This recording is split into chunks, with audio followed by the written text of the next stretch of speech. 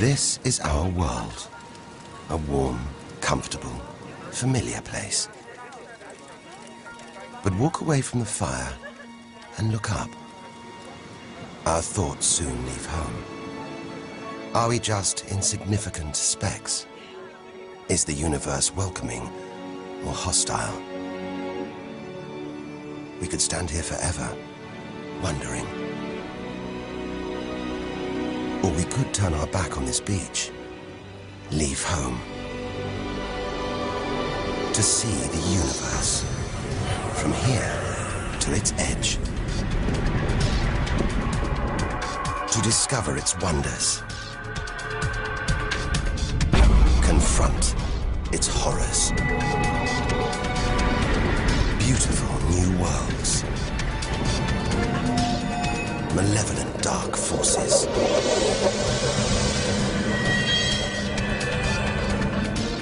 The beginning of time. The end of the world. Would we have the courage to see it through? Or would we run for home? There's only one way to find out.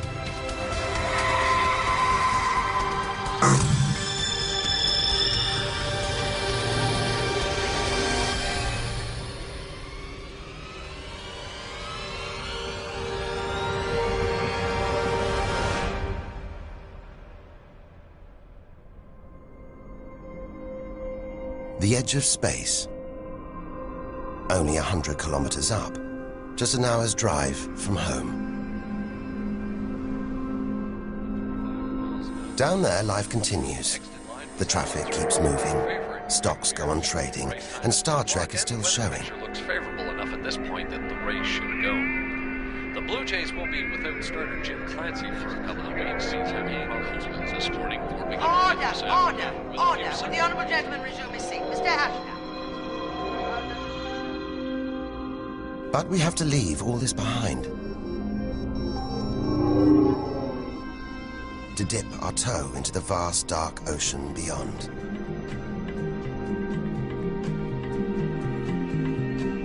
Into the shallows. Not too far from home. Onto the moon.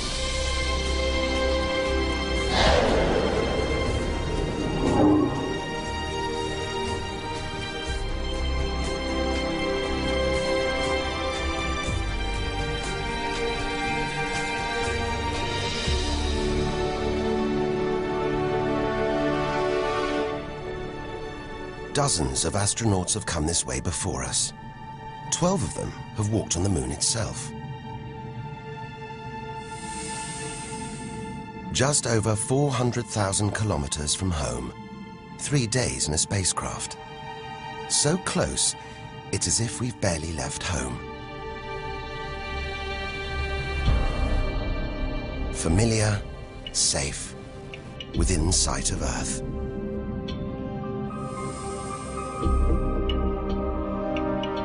It looks like a deserted battlefield, bombarded by millions of meteoroids and asteroids. But it's quieter now. It's obvious there have been no major collisions for millions of years.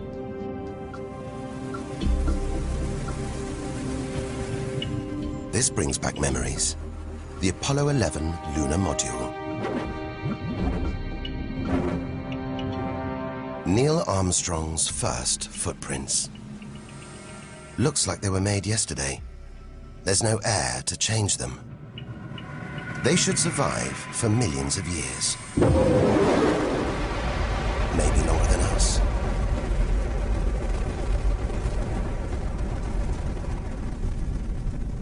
Our time is limited.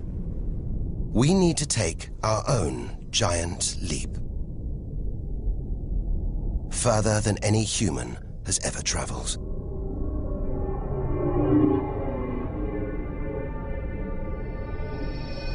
Out of the darkness, a friendly face. The goddess of love. Venus. The morning star. The evening star. Sometimes she welcomes the new day in the east. Others, she says goodnight in the west. The planet's spectacular yellow clouds reflect the sunlight. That's why this is the solar system's brightest planet. A sister to our planet. She's about the same size and gravity as Earth. We should be safe here. But the Venus Express space probe is telling us these dazzling clouds are made of deadly sulfuric acid, that the planet's atmosphere is choked with carbon dioxide. It's ringing alarm bells.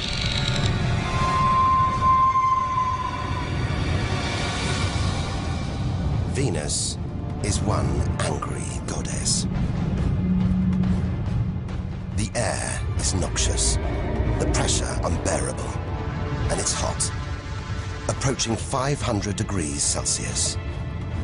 Stay too long, and we'd be corroded, suffocated, crushed, and baked.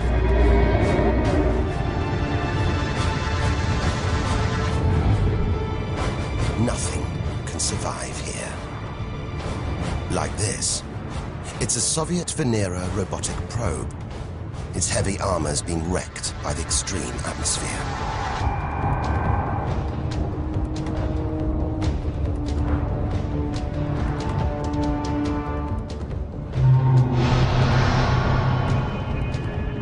So lovely from Earth, up close, this goddess is hideous.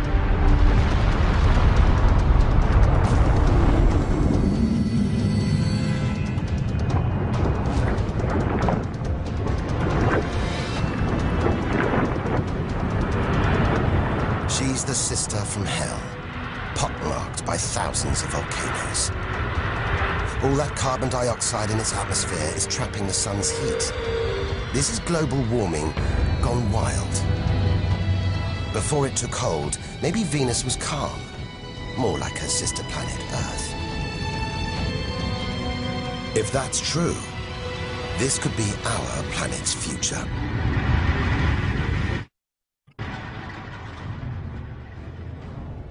Beginning to think we shouldn't be out here, that we should turn back. But there's something hypnotic about the sun. Like Medusa, too terrible to look at, too powerful to resist, luring us onwards. On, like a moth to a flame. Dwarfed by, scorched by the sun, it's Mercury. Get too close to the sun, this is what happens. Temperatures swing wildly here. At night, it's minus 170 degrees. Come midday, it's 400 plus. Burnt, frozen, and look at those scars. A sign that Mercury had a violent past. The Messenger space probe. It's telling us something strange. For its size, this little planet has a powerful gravitational pull. It must be heavier than it looks. It's like a huge ball of iron, covered with a thin veneer of rock, the core of what was once a much larger planet. Maybe a stray planet slammed into Mercury, blasting away its outer layers in a deadly game of cosmic pinball. Whole planets on the loose, destroying anything in their path, even entire planets. And we're in the middle of it. Vulnerable, exposed, small. Everything is telling us to turn back. But who could defy this? The sun, in all its mesmerizing splendor. Our light, our lives. Everything we do is controlled by the sun, depends on it. And more than that, it's the Greek god Helios driving his chariot across the sky. The Egyptian god Ra, reborn every day. The summer solstice sun rising at Stonehenge. For millions of years, this was as close as it got to staring into the face.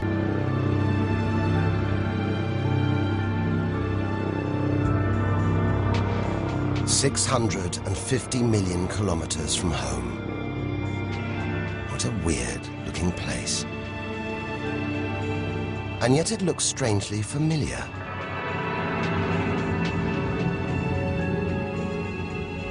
A bit like the Arctic with all that ice, all those ridges and cracks.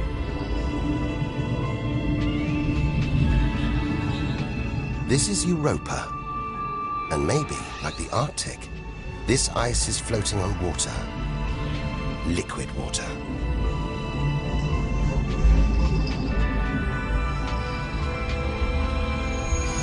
It's an intriguing thought, but we're 800 million kilometers from the sun. Surely Europa is frozen solid.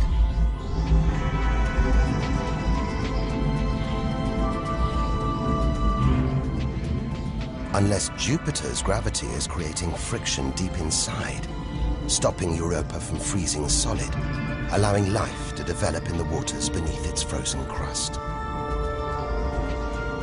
We might be meters away from aliens,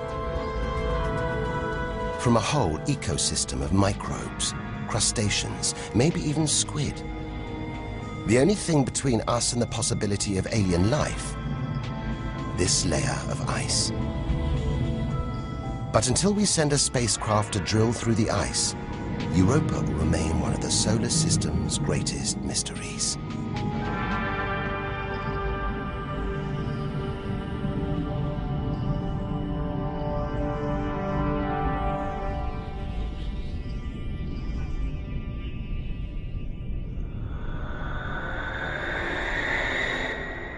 It's captivated our imaginations, haunted our dreams. And here it is, spinning before our eyes. Saturn, the jewel in the solar system's crown. Seeing it makes everything we've experienced worthwhile. There's something magical about Saturn. A giant ball of gas, so light it would float on water. Its spectacular rings would stretch almost from Earth to the Moon, but they're just a few hundred meters deep. That's the Cassini orbiter. It's picking up ghostly radio emissions, probably generated by auroras around Saturn's poles. This is the real music of the spheres. And Cassini is telling us these rings are probably all that's left of a moon shattered by Saturn's gravitational pull. Incomparable beauty from total destruction.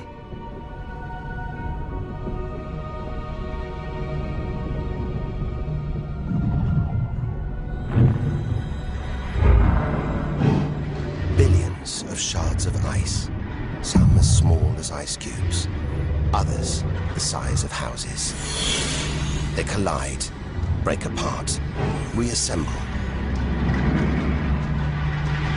It's like a snapshot of our early solar system, as dust and gas orbited the newly born sun, and gravity worked its magic, pulling the lumps together until from debris like this, our home emerged.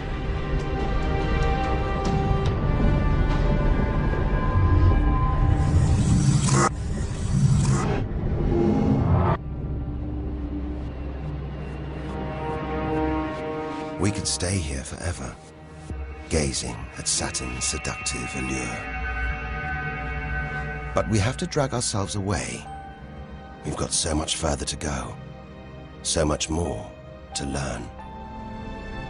Which isn't easy when the largest object in sight is this moon, wrapped in thick clouds. Titan.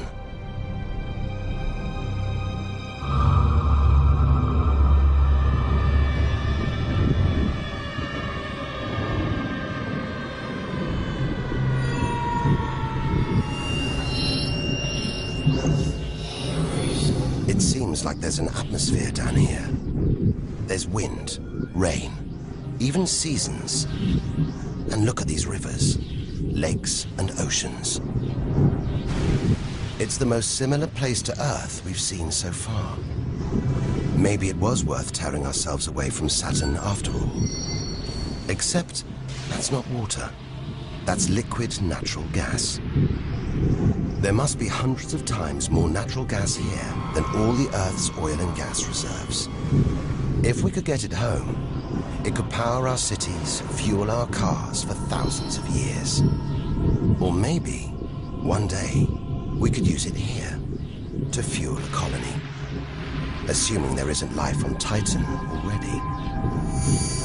The Huygens space probe, dropped onto Titan's surface from Cassini, is here to find out. It's telling us there are organic materials in the soil, but it's so cold, minus 180 degrees. There's no way these could come together to form life. Unless Titan warms up. The sun is predicted to get hotter. When it does, maybe life will spring up here, just like it did on Earth billions of years ago. As the Earth gets too hot for us, maybe we'll move to Titan. One day we might call this distant place home.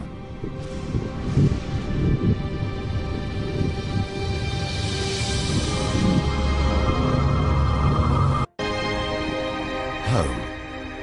We're at least 1 billion kilometers away now.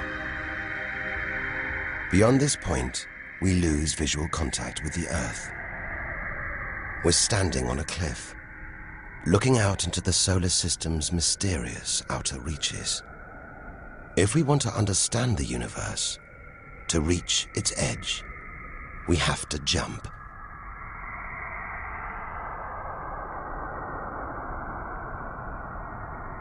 Unseen from Earth, unknown for most of history, we're in the solar system's outer reaches. It's like diving down into the deep ocean.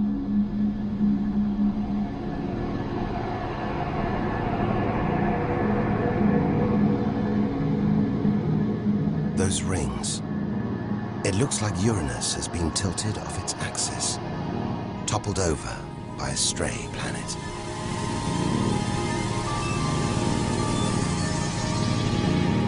It's eerie out here. Already beginning to feel small, lonely. Maybe this is how we'll feel, what we'll find at the edge of the universe. But we've barely left the shore. Shrink the Earth down to the size of a pea. We've traveled less than 2 kilometers. But to reach the edge of the solar system, we've got to travel another 20,000 kilometers. Out of the deep, another strange beast. The god of the sea, Neptune. This giant is swathed in methane gas. And look, a storm the size of Earth, whipped up by savage 1,500-kilometer-an-hour winds. Back home, it's the sun that drives the wind, but Neptune's too far away. Something else must be creating these ferocious winds, but nobody knows what. Our solar system is huge. It's alarming how little we really know about it.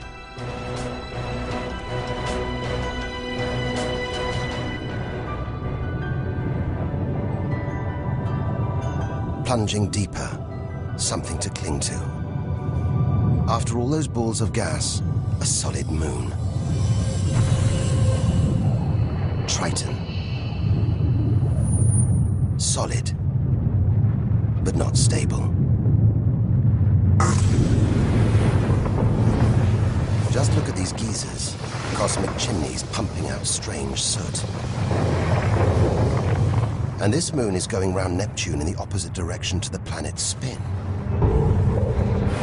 A cosmic battle of wills that this angry moon is always going to lose.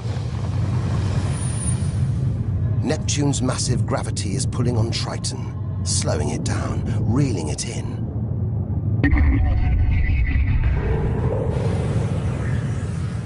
One day, it'll be ripped apart by Neptune.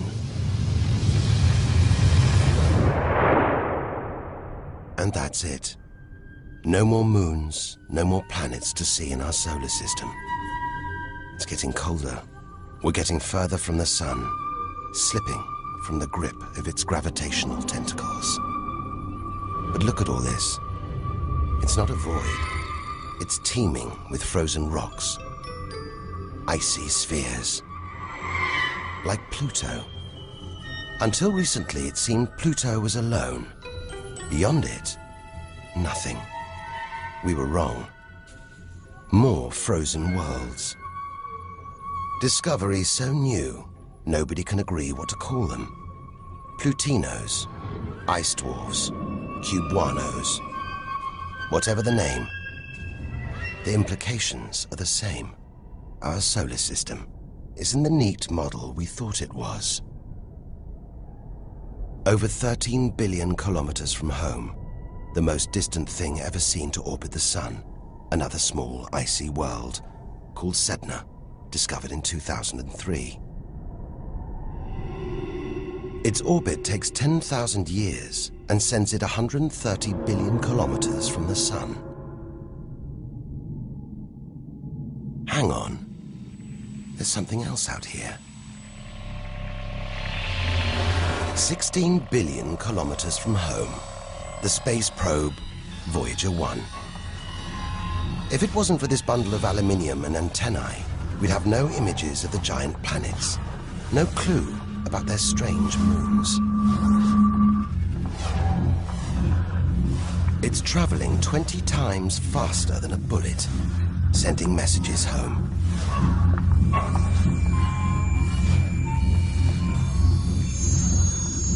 And look, on its side, that gold panel, a kind of intergalactic message in a bottle. There's a greeting recorded in different languages. Hola y saludos a todos.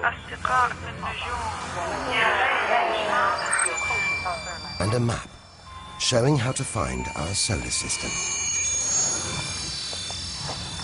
But if you're in the jungle, is it wise to call out? Anyone, anything could hear our call, find out where we live, and come knocking, friendly or not. A cloud of cosmic icebergs stretching for what seems like forever. They look like the comet we saw earlier.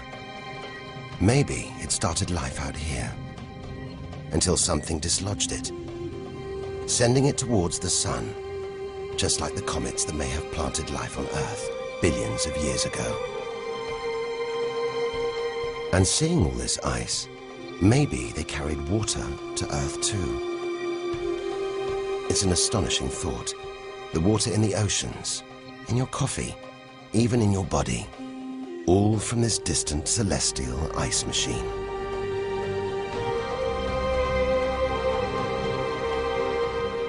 We're 8 million, that's 8 trillion kilometers from home. But in reality, this is only a baby step. Ahead, trillions of kilometers, billions of stars. This is it. Time to stop looking in and start looking out. To step out into the big, wide universe. Into interstellar space.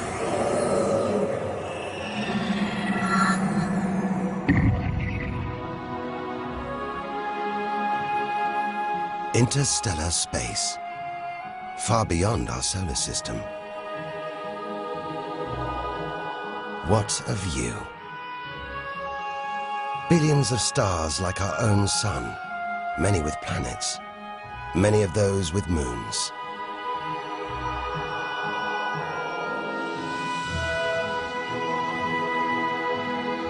It's hard to know which way to go.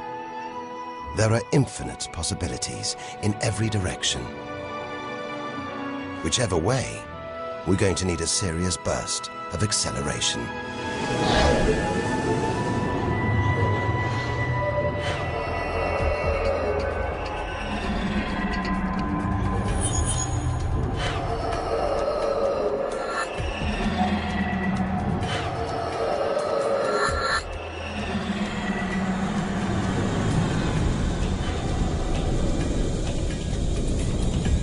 40 trillion kilometers from home. 150,000-year ride in a space shuttle. And we've only just reached the first solar system after our own. Alpha Centauri. Not one, but 3 stars. They're spinning around each other, locked in a celestial standoff. Each star's gravity attracting the other, their insane orbital speed keeping them apart.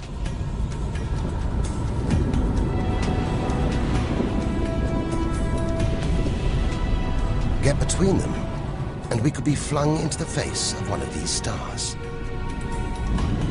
Vaporized, trillions of kilometers from home. So far, the kilometers are becoming meaningless. We're going to have to talk in light years. A beam of light takes 1 year to travel 10 trillion kilometers. So 40 trillion kilometers is 4 light years from home. It's crazy. Distances so vast, they're almost beyond comprehension.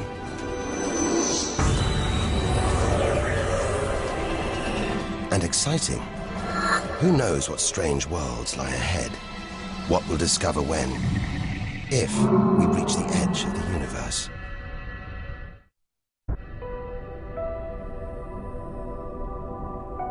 "10 light years from Earth, the star Epsilon Eridani. What spectacular rings of dust and ice, and somewhere in there, planets forming out of the debris, being born before our eyes.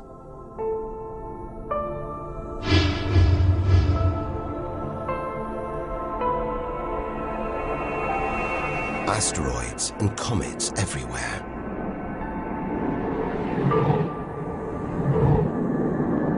We could almost be looking at our own solar system, billions of years ago, with comets delivering organic molecules, water to these young planets, kick-starting life, just as they may have done on Earth.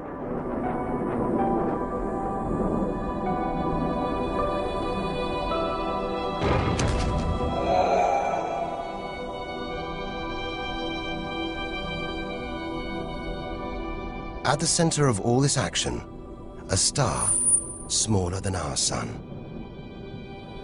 It's still in its infancy. Any life in this solar system would be primitive at best.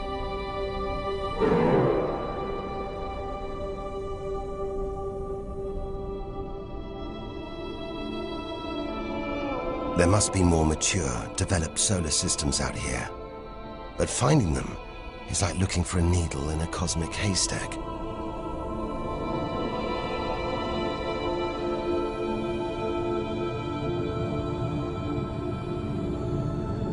"20 light years from Earth.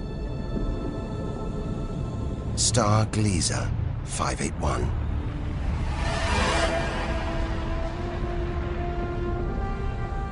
It's about the same age as our sun.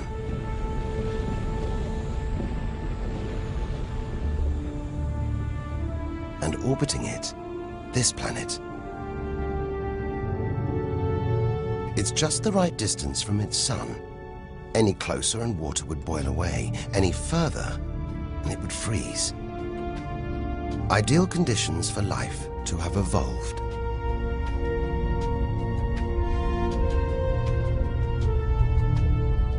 And if comets have struck, delivering water and organic materials, then life, complex beings like us, even civilizations like our own, could be down there, right now.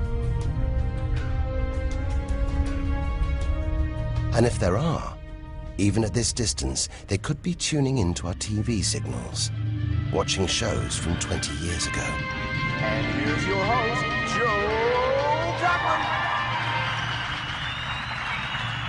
But until future generations can find a way of communicating over these vast distances, all we can do is speculate.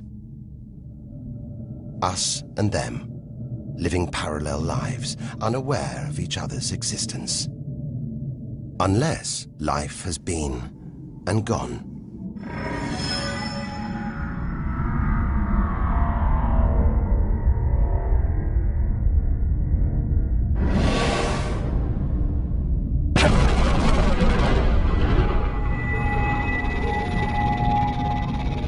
That's the problem with comets. They're creators and destroyers. As the dinosaurs found out the hard way 65 million years ago.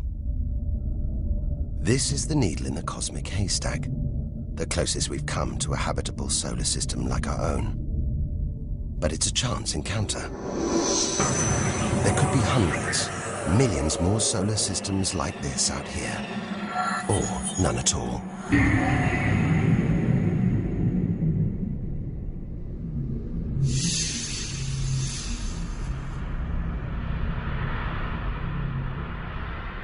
This is vast. And look, it's the planet Bellerophon.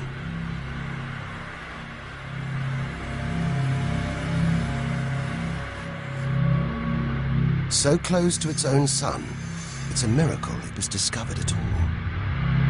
Problem is, from Earth, we can't see planets this far out.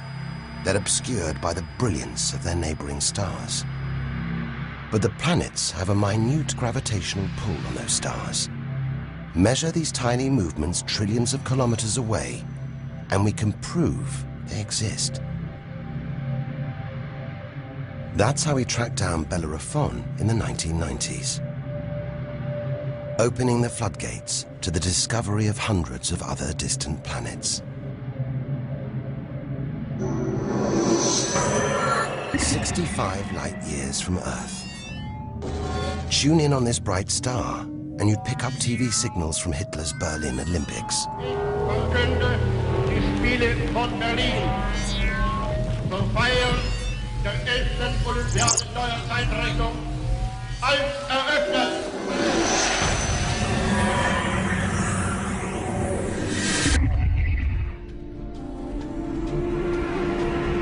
Twin stars. It's Algol, the demon star, feared since ancient times on account of its sinister behavior. From Earth, it appears to blink as one star passes in front of the other. Up close, it's even stranger. One star has expanded into the gravitational pull of the other. It's being sucked towards it. Almost 100 light years from home. Listen. One of the first ever radio broadcasts. Just a faint whisper. We'd appreciate it if anyone hearing this broadcast would communicate with us. We are very anxious to know how far the broadcast is reaching. And then silence. From here on out, it's as if Earth never existed. Any aliens living beyond here will have no idea we're there. It feels like a lifetime ago we stood on that beach, looking up at the sky, wondering where and how we fitted in. It's time to appreciate the wonders we're seeing, not just for what they tell us about our own world. It's what they can tell us about the whole universe, its past and its future.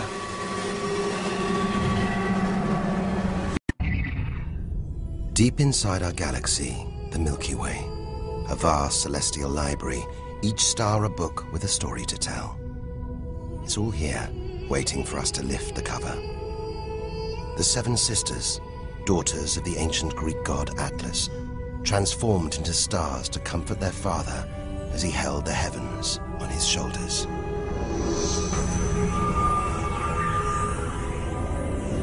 And this giant, Betelgeuse. The brightest, biggest star we've seen so far. It's got to be at least 600 times wider than our own sun.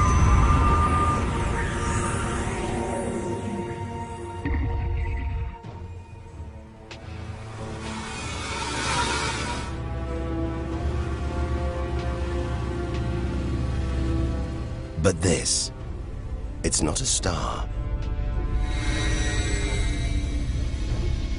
Not a planet. Not like anything we've ever seen.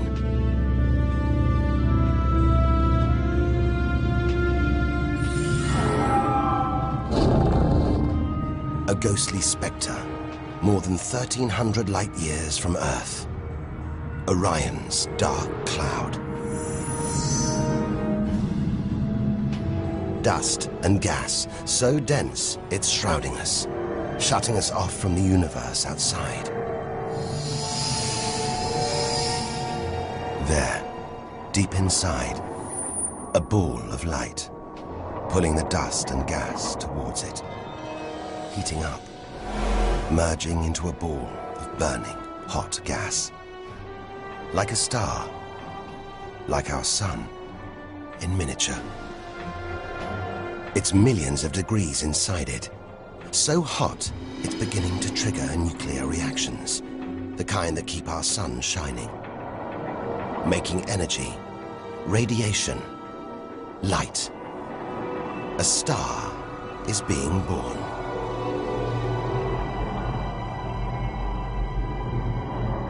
Or rather, stars.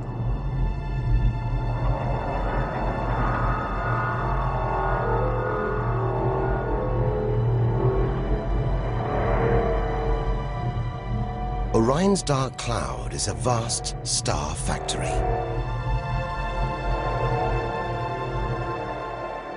We're witnessing the birth of the future universe.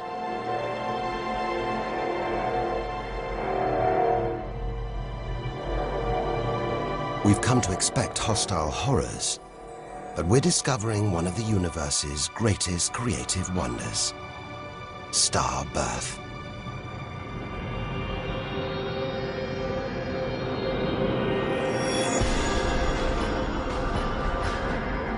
Perhaps we spoke too soon.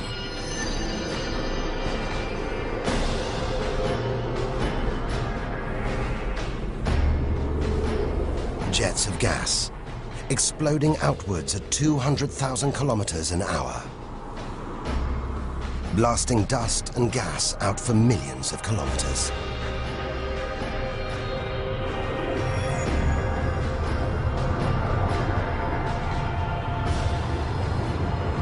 It's unbelievably violent, but look at the results.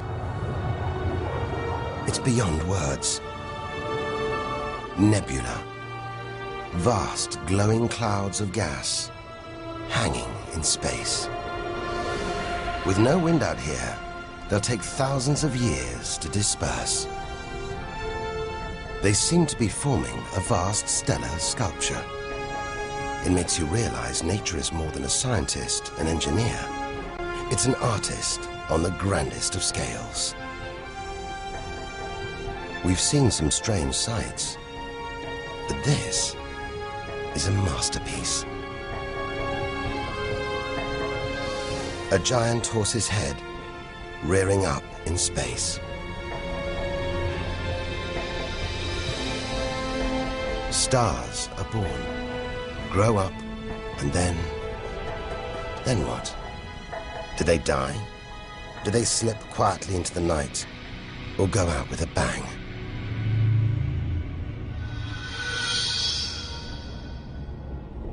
Somewhere between here and the edge of the universe lies the answer.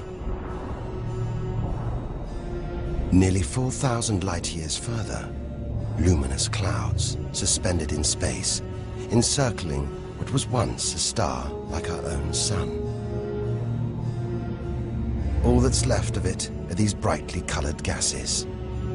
Elements formed by nuclear fusion deep inside the star, released into space on its death.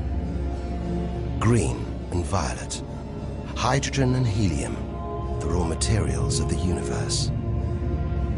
Red and blue, nitrogen and oxygen, the building blocks of life on Earth. For us to live, stars like this had to die. The oxygen in our lungs, the nitrogen in our DNA, it was all produced by nuclear fusion in stars that died long before the Earth was even born. We are made of stellar nuclear waste.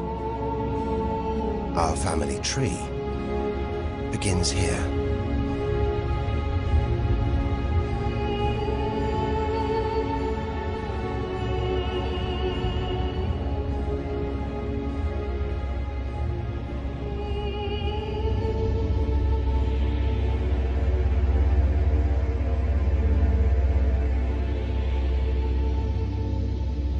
At its heart, the ghost of a star.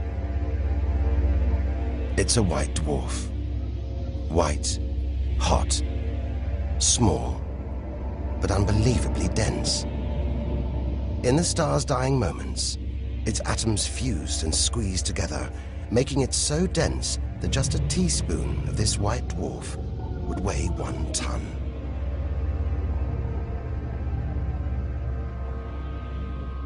It's a chilling premonition of our sun's fate. 6 billion years from now, it'll become a white dwarf. Its death will herald the end of life on Earth. It makes you wonder how many other worlds have been and gone. Stories left untold. Celestial books lost forever.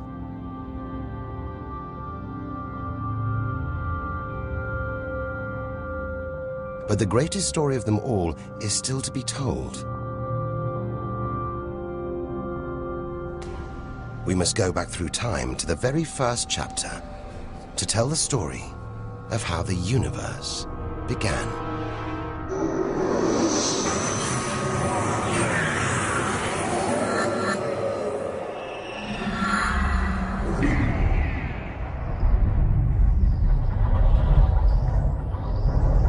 The scattered remains of a dead star.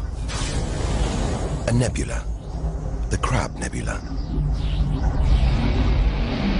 We're 6,000 light years from home, deep inside a stellar graveyard. We've learned so much, seen things we'd never have believed possible. Now, sights like this, wonders once beyond imagination, we take in our stride. We're ready. Ready to face whatever lies ahead, determined to reach the edge of the universe. It looks dead, but maybe this is just the calm after the storm, after a massive explosion, powerful enough to turn a huge star into a cloud of dust and gas, a supernova.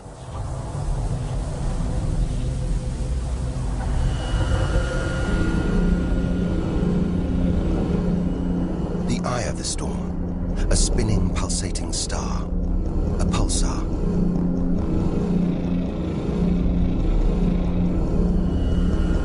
Gravity must have squeezed the giant star's core down to this.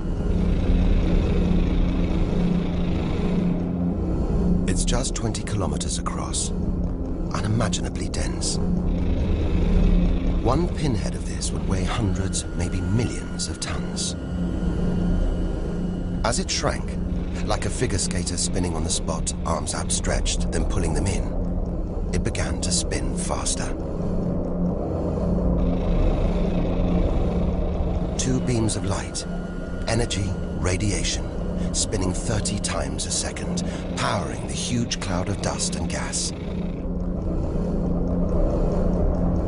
There's so much radiation here, more even than on the sun.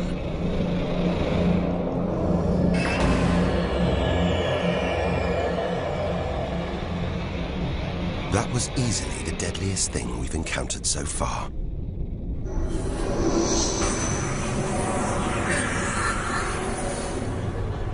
Once, it would have terrified us. But now we realize that without the dangers, there'd be no wonders. Without the nightmares, there'd be no dreams.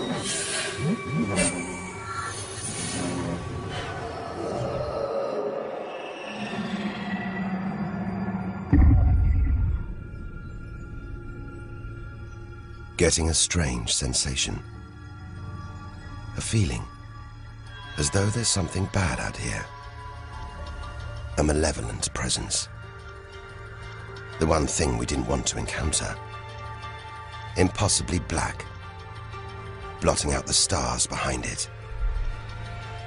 We are staring into the face of extinction.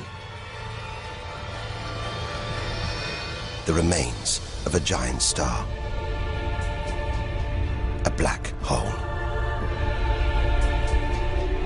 Instead of contracting to a white dwarf or a pulsar, it just kept on going. Shrinking, until it got so small it's just a few kilometers across. Far denser than a pulsar and impossible to resist.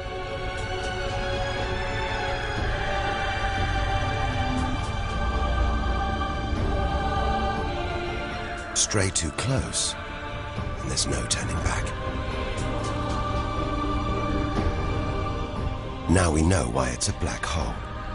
Its gravity is so intense, not even light can escape. This asteroid, it's a lump of solid rock, but it's actually stretching, being dragged towards the gaping hole. Inside, there's no matter as we know it.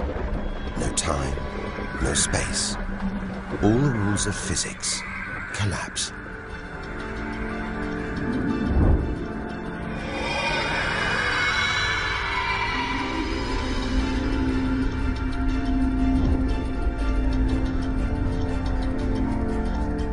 The asteroid is gone.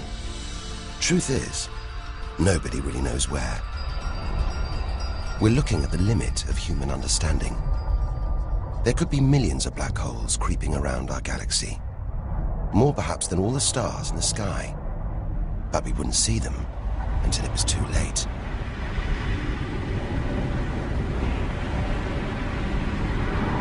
Like this star, spiraling, disappearing down an invisible plug hole.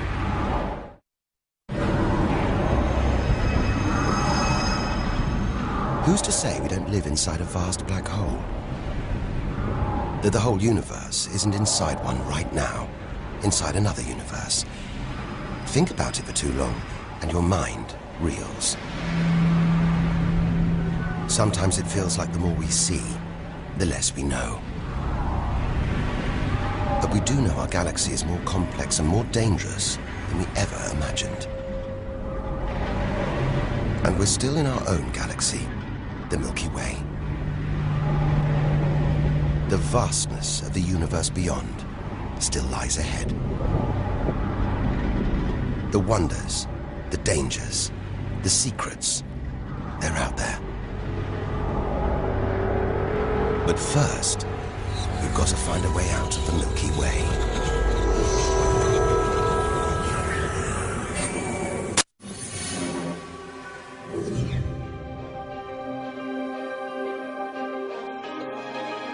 7,000 light years from home, still deep inside our own galaxy. It's as though we're in a forest thick with trees, each so beautiful, so fascinating. It's impossible to look beyond, to see the bigger picture. We have to find a way through, reach the clearing at the galaxy's edge. Only then can we begin to understand where it and we all began. But faced with sights like this, it's hard to leave. A colossal glowing cloud topped by these great towers of dust. The pillars of creation. Like a gateway into the far galaxy. Both pillars studded with tiny protrusions. Embryonic star systems. Each one the size of our solar system. Another monument to nature's astonishing creativity. We have to ignore its captivating beauty, its siren song, tear ourselves away in order to carry onwards towards the edge of the galaxy.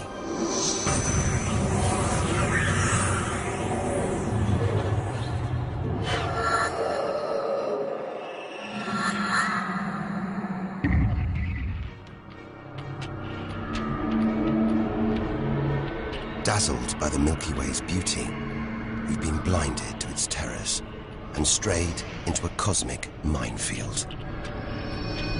Like an explosion in slow motion, giant clouds of gas are bursting out of this star. A massive star, millions of times brighter than our sun. It's going into meltdown. The fuel that sustains it is running out. The nuclear reactions that power it winding down. We're watching its death throes. Eventually, the core will implode. The result, a new black hole.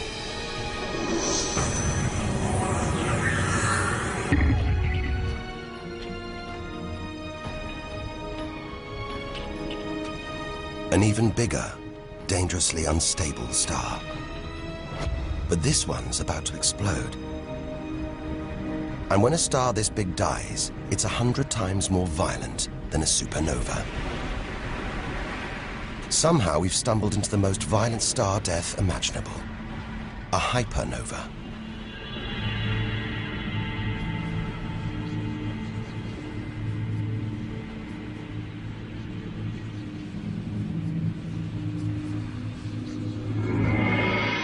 The core's collapsed. It's becoming a black hole.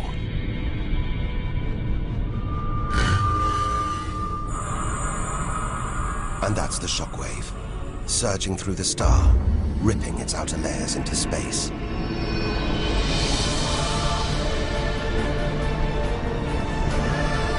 There's lethal radiation everywhere, enough to have a catastrophic effect on any planet unlucky enough to be nearby.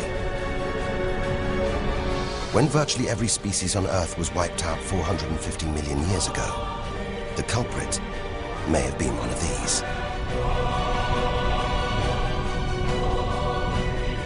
Deadly hypernovas, frozen comets, scorched planets, white dwarfs, red giants, Earth. Tiny drops in a vast pool of white light. Our home galaxy, the Milky Way. We wanted to know where we fit in. Here's our answer.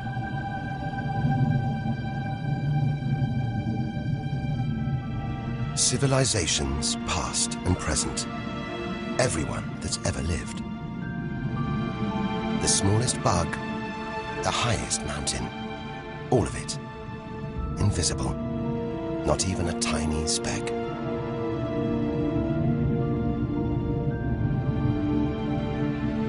Our home is a minor planet of an insignificant star. If it disappeared right now, who or what would even notice? And yet, so far we found nowhere else we would rather live. Nowhere we could live. It's only now, far from home, that we're beginning to truly appreciate it.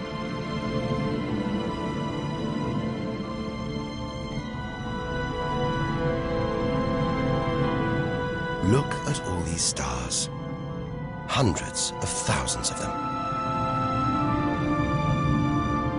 Surely one of these, more than one, must be capable of supporting life.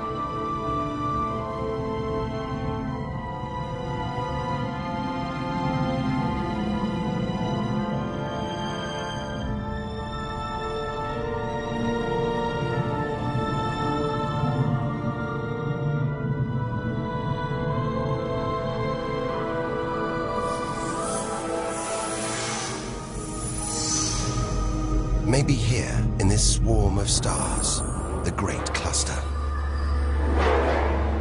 Back in the 1970s, astronomers sent a message in this direction, detailing the structure of our DNA and our solar system's location. But it's so far from home, the message won't arrive for at least another 25,000 years. We haven't found alien life yet. But neither have we found any reason to believe it isn't out here, somewhere. There's an equation, devised to estimate the number of other advanced civilizations. Crunch the numbers, and the result is shocking. There could be millions of civilizations, just in our own galaxy.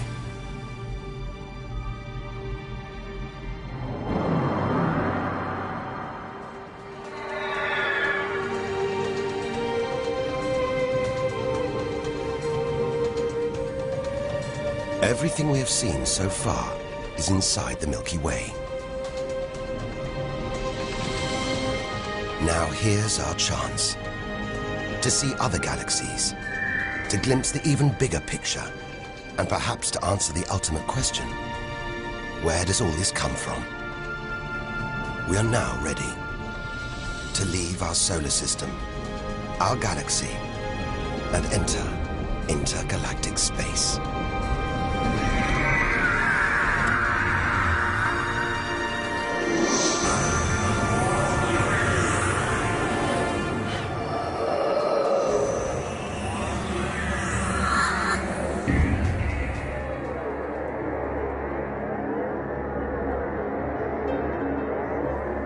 Beyond the Milky Way, through the vast expanse between galaxies, against all the odds, we've made it to intergalactic space.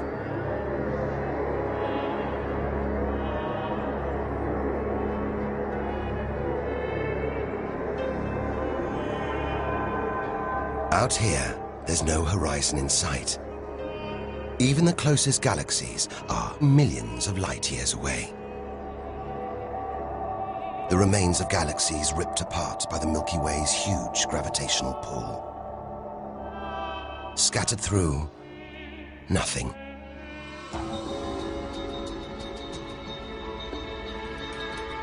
This is as close as the universe gets to a perfect vacuum. But even this isn't totally empty. There are thin wisps of gas, fine traces of dust, and something else. Dark matter. So mysterious we can't see it, feel it, taste it, touch it, or even measure it. Yet so common, it could make up over 90% of all the matter in the universe. If dark matter does exist, it means there's no such thing as empty space. Even out here, we're surrounded by matter. We only know it exists because of the strange hold it exerts on galaxies, like this one, the Large Magellanic Cloud.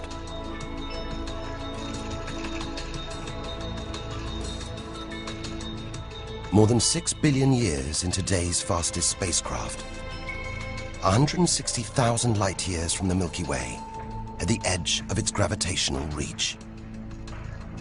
This galaxy should spin off into space. But something is holding it here. Something invisible, powerful, dark matter. Stars, clusters of stars, nebulae. It's a vast astronomical treasure house.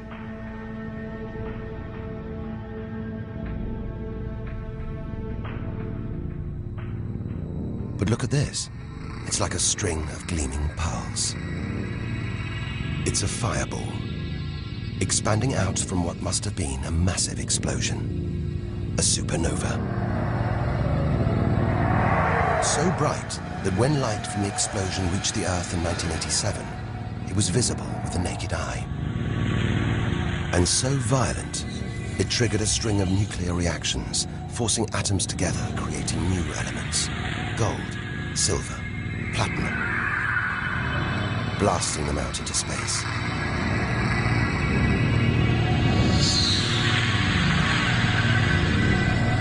The gold in the ring on your finger was forged in a massive supernova like this, trillions of kilometers away, billions of years ago. Before we left home, the universe seemed separate. Something out there, up in the sky. We were wrong. The story of the universe is the story of every one of us.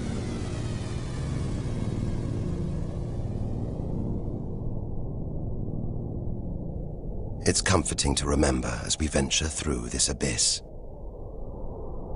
Further and further. Faster and faster.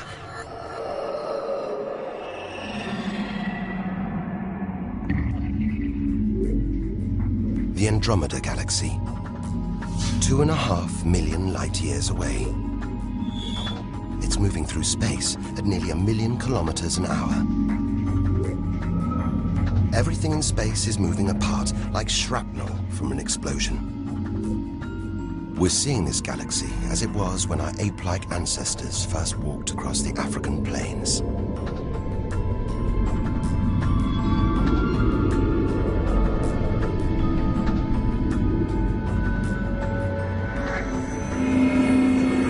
go further through space and further back in time. This doesn't look right. A whole galaxy exploding. The only thing large enough to cause an explosion on this scale has to be another galaxy. It looks like the end of the world.